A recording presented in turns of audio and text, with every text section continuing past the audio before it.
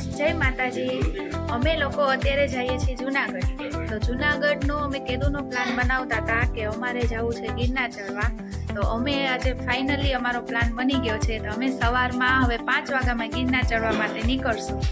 જો અમારો પેકિંગ થઈ ગયું છે, અમે ગરમ કપડાં પણ લીધા છે અને આમાં નાસ્તો પણ લીધો છે કે જરૂરી પૂરતો અમારા સાથે અમારા છોકરાઓ આવે છે બે, તેને નાસ્તો કરવો હોય કે પાણી પીવું એટલે એટલી અમે તૈયારી કરી લીધી છે। તો સાથે છે ને આવે છે ગીતિશા અને આ છે યુક્તા। હવે ફાઇનલી અમે જોઈ છીએ કે અમારે છે ને અમે બે છોકરીઓ ગિરનાર ચડી શકે છે કે નહીં, કેમ કે ત્યાં 10,000 પગથિયા છે। તો મને થોડીક તો આમ લાગે છે મુશ્કેલ, પણ ફાઇનલી ચડી જશું। જો અમારી ગાડી તૈયાર થઈ ગઈ છે। રાત્રે ફરવાનો છે ને અલગ જ મજા હોય છે, જે ટ્રાવેલિંગ કરવાની હોય ને। તો મને છે ને રાતનું ટ્રાવેલિંગ તો બહુ જ ગમે, એટલે છે ને અમે જાજી તો રાત્રે નીકળવાનું જ રાખી કે ટ્રાફિક એ ન હોય અને એકદમ શાંતિ હોય ને તો બહુ મજા આવે। ગયા છે 10 અને ગાડી સીએનજી પુરાવા માટે ઊભી રહી છે। આપને ભૂખ લાગે એમાં એને પુરાવવું પડે। અને યુક્તાબેન જો સુઈ ગયા છે।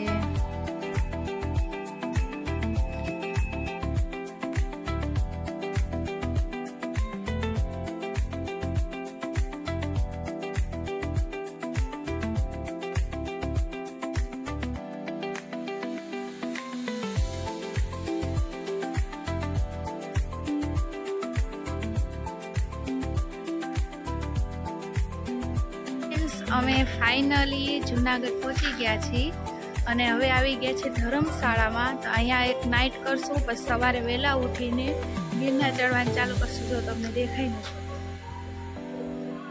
આ છે ને ગિરનારનું એક બહુ મસ્ત છે કે છે ને ઓમ આકારમાં, રાત્રે તમે આવો ને તો ઓમ આકારમાં દેખાય। જો તમને દેખાય તો એની લાઇટિંગ પડે ને તો એ ઓમ આકારમાં પડે, એટલે બહુ મસ્ત એનું રાતનું વાતાવરણ દેખાય છે।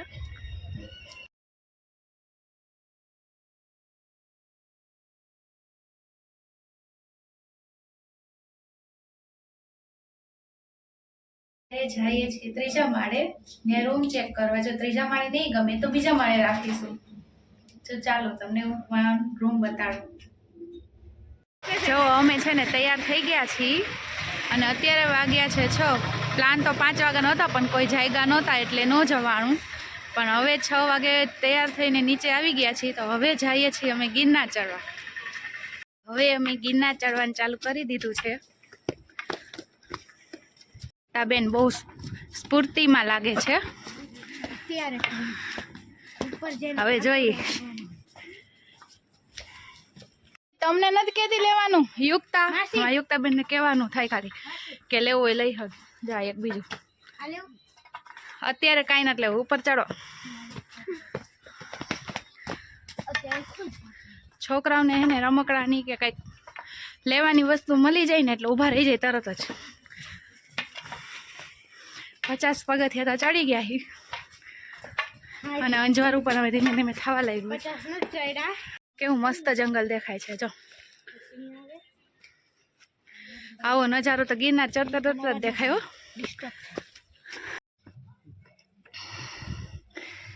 કેવો મસ્ત નજારો દેખાય છે। જો હા ભાઈ, જો થાકી ગયા એટલે બેસી ગયા।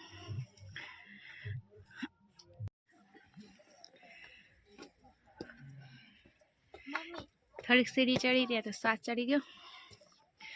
અમે તો હે ને અમને એમ કે ઠંડી બહુ જ હશે, તો અમે હે ને ડબલ કપડાં પહેરીને આવ્યા હતા। જો બધાએ કાઢી નાખ્યા। તો અમને હે ને બહુ ગરમી થતી હતી અને અહીંયા વાંદરા જાજા હે અને પછી મમ્મી ફોન હે હાથમાં। યુક્તાનો મતલબ એમ છે કે ફોન છે ને હાથમાં તો મમ્મી તારો હે ને વાંદરા ફોન લઈ જાય, એટલે મને એમ કે મમ્મી તો ફોન મૂકી દે એમ। બહુ જ ગરમી થાય છે। જો તમે જુનાગઢનો પ્લાન કરતા હોય ને તો ડબલ કપડાં પહેરી ન, તો અમે વિચાર્યું હતું કે ડબલ કપડાં પહેરીને આવીને એટલે છે ને અમને ગરમી ન થાય, અલો ઠંડી ન લાગે। પણ છે ને અત્યારે ફૂલ ગરમી છે ઉપર, કેમ કે આપણે સીડીઓ ચડીને તમને શ્વાસ ચડવા માંડે, હૂફ ચડે એટલે ગરમી ફૂલ થાય છે। અમે ડબલ કપડાં પહેર્યા હતા ને તો અડધા કપડાં ઉપરના હતા એ કાઢી નાખ્યા। જો યોગતાની બાજુમાં વાંદરો આવીને બેસી ગયો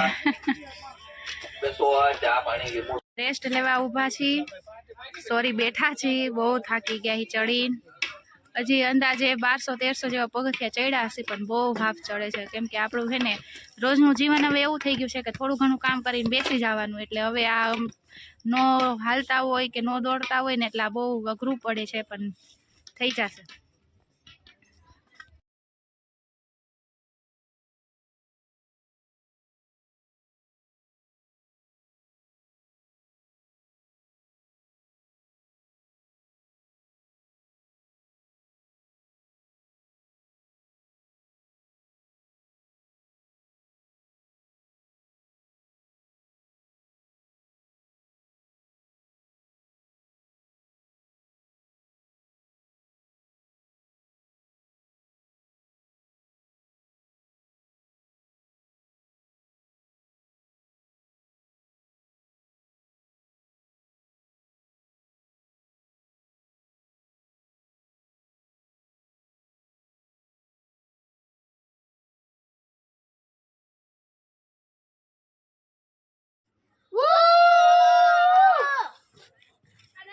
તો અમે લોકો જૈન દેરાસર પહોંચી ગયા છીએ અને અહીંયા ઘડીક રેસ્ટ કરવા ઊભા છીએ અને જો અમે ચનાચોર બનાવ્યું છે યુક્તા ચનાચોર ખાઈ છે અને મમરાઈ ખાઈ આમાં મમરા છે ચનાચોર છે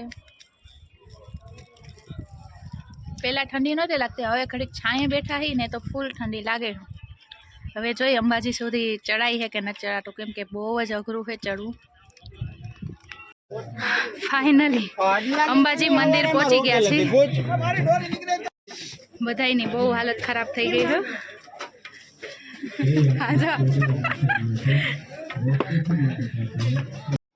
આ છે અંબાજી મંદિર અને અમે અંદર દર્શન પણ કરી લીધા છે અમે બહુ જ થાકી ગયા હતા મારામાંથી હિંમત પણ નહોતી કે હું ઉપર ચડીને દર્શન કરી શકું પણ થોડીક હિંમત કરીને હું દર્શન કરવા જઈ આવ્યા હવે અમે રિટર્ન ઉતરતા હતા જ ત્યાં છે ને જુઓ તમે જોઈ શકો છો કે આ લોકો પાલકીમાં બેસાડીને કેવી મહેનત કરે છે જો કે એ લોકોનું તો આ કામ છે પણ મને છે ને જોઈને બહુ જ ઓલું થતું હતું કેમ કે આ લોકો છે ને 2-3 જે દેવા પણ તૈયાર હતા પણ રોપવેની સુવિધા છે પણ એમાં નથી જતા મને એ વાત નથી સમજાતી કે એ લોકો કેમ આવું કરતા હશે કે રોપવેની સુવિધા છે તો રોપવેમાં નથી જતા અને આવી રીતે પાલકીમાં જશે અમે ઘણી જગ્યાએ જોયું હતું કે બિચારા લોકો કેવા હાફ ચડી જાય અને કેટલા થાકી જતા હતા પરસેવો થતો હતો પણ વાત જ જવા દે અમે લોકો અમારું શરીર પણ માન ઉતારી શકતા હતા પણ આ લોકો તો હદ કહેવાય તો જોઈએ અત્યારે તો બધાને કામ ધંધો એનો સંભાળવો જ પડે જો અમે હવે ઉતરતા તમારે આ વ્યૂ તમને બતાડું છું